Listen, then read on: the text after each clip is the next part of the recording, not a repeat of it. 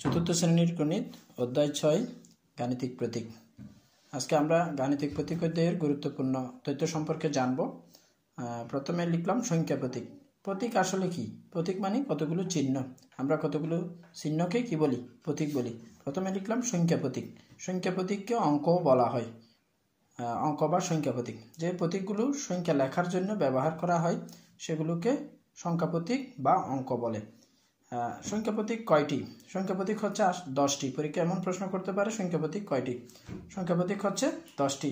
অথবা অঙ্ক কয়টি এমনও বলতে পারে অঙ্ক 10টি, যথা 0, 1, 2, 3, 4, 5, 6, 7, 8, 9। এই যে 0 থেকে 9 পর্যন্ত এই 10টিকে সংখ্যা প্রতীক বা অঙ্ক বলা হয়। আর হচ্ছে প্রক্রিয়া প্রতীক। যে প্রতীকগুলো 4টি প্রক্রিয়ার ব্যবহার করা হয় সেগুলোকে প্রক্রিয়া প্রতীক বলে।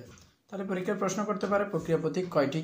প্রক্রিয়া প্রতীক 4টি, যথা যোগ, বিয়োগ, গুণ, ভাগ। এই যোগ, বিয়োগ, গুণ, ভাগ এই 4টিকে বলা হয় প্রক্রিয়া প্রতীক। আমাদেরকে এগুলো অবশ্যই মনে রাখতে হবে। প্রক্রিয়া প্রতীক কয়টি বা প্রক্রিয়া প্রতীক কাকে বলে এমন প্রশ্ন পরীক্ষায় আসে। সম্পর্ক প্রতীক।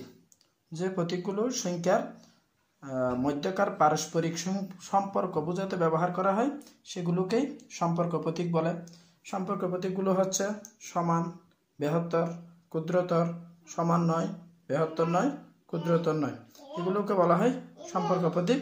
তাই আমাদেরকে এইসব প্রতীক সম্পর্কে গুরুত্বপূর্ণ তথ্য অবশ্যই আমাদেরকে জেনে রাখতে হবে। এগুলো জানলে আমরা প্রতীক অধ্যায় থেকে মোটামুটি সংক্ষেপে উত্তরগুলো আনসার করতে পারবো। ধন্যবাদ সবাইকে। পরবর্তী ভিডিও নিয়ে আবারও দেখা হবে। সবাই সুস্থ থাকুন, ভালো থাকুন।